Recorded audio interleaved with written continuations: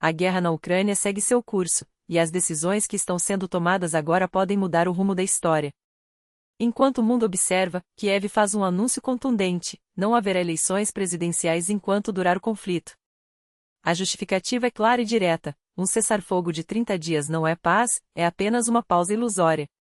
Em tempos de instabilidade, a prioridade não é a política, mas a sobrevivência.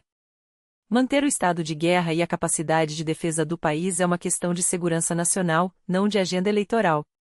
Afinal, como confiar em uma trégua temporária sem garantias reais?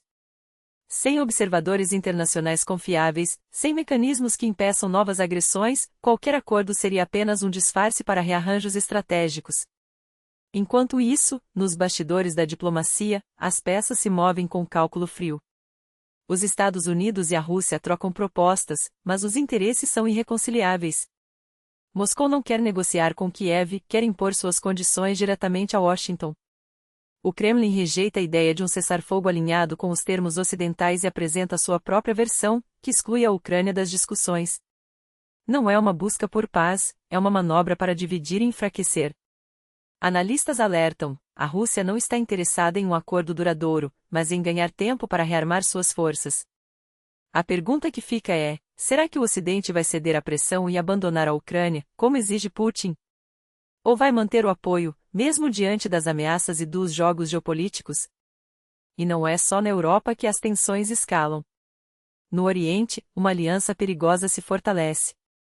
Rússia, China e Irã se unem em um bloco desafiador, exigindo o fim das sanções e rejeitando qualquer diálogo que não seja em seus próprios termos. Teherã acelera seu programa nuclear sob o pretexto de usos pacíficos, enquanto a Agência Internacional de Energia Atômica confirma: o enriquecimento de urânio já beira níveis militares.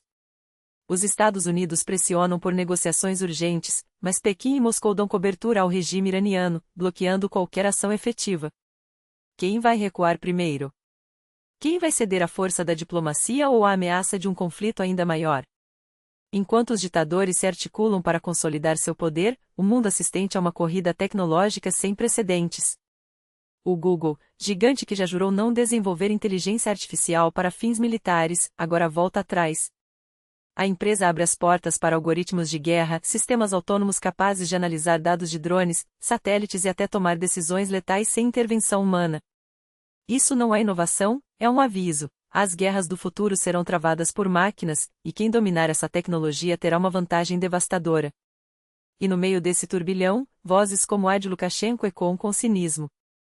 Não nos enganarão novamente, declara, como se a história não estivesse cheia de exemplos de como regimes autoritários são mestres em manipular acordos. Enquanto a OTAN avança até as fronteiras da Rússia, ele faz discursos inflamados em Moscou, mas esconde o real jogo: a Belarus não é mais um jogador independente, é um peão no tabuleiro de Putin. A mensagem é clara: a paz que eles pregam é uma fachada.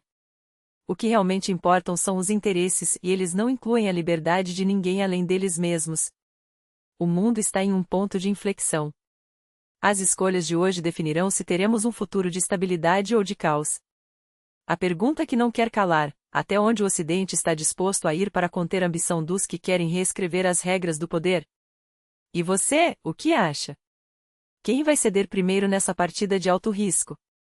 A resposta pode estar mais perto do que imaginamos.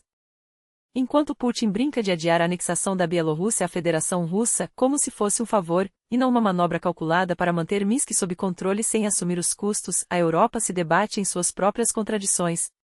A promessa de que não será agora soa menos como uma garantia e mais como um aviso: o tempo joga a favor de Moscou, e cada dia de espera é um dia a mais para consolidar sua influência.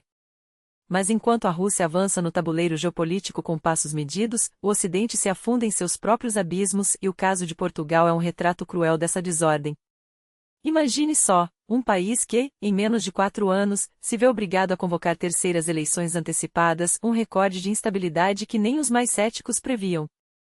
O presidente Marcelo Rebelo de Sousa, sem alternativa, dissolveu o parlamento e marcou novas eleições para 18 de maio.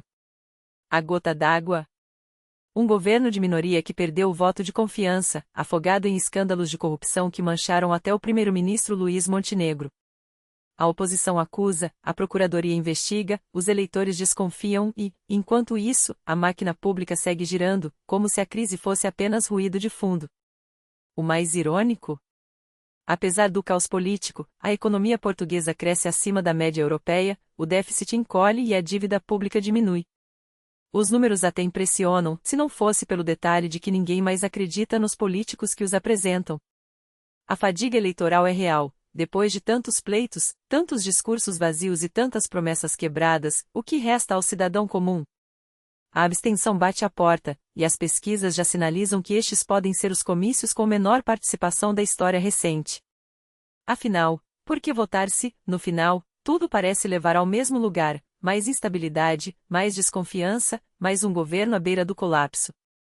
Eis a grande ironia do nosso tempo. Enquanto autocratas como Putin se fortalecem com narrativas de ordem e estabilidade, a mesmo que falsa, as democracias ocidentais se autossabotam em ciclos intermináveis de crises autoinfligidas.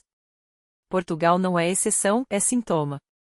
Um sistema que se gaba de transparência, mas onde escândalos de corrupção se repetem como um script previsível. Que se orgulha de sua resiliência econômica, mas onde a classe política parece incapaz de governar sem se afogar em disputas mesquinhas. Que clama por unidade, mas onde cada eleição vira um referendo sobre o próprio fracasso. A pergunta que fica é: até quando? Até quando os eleitores vão tolerar esse teatro?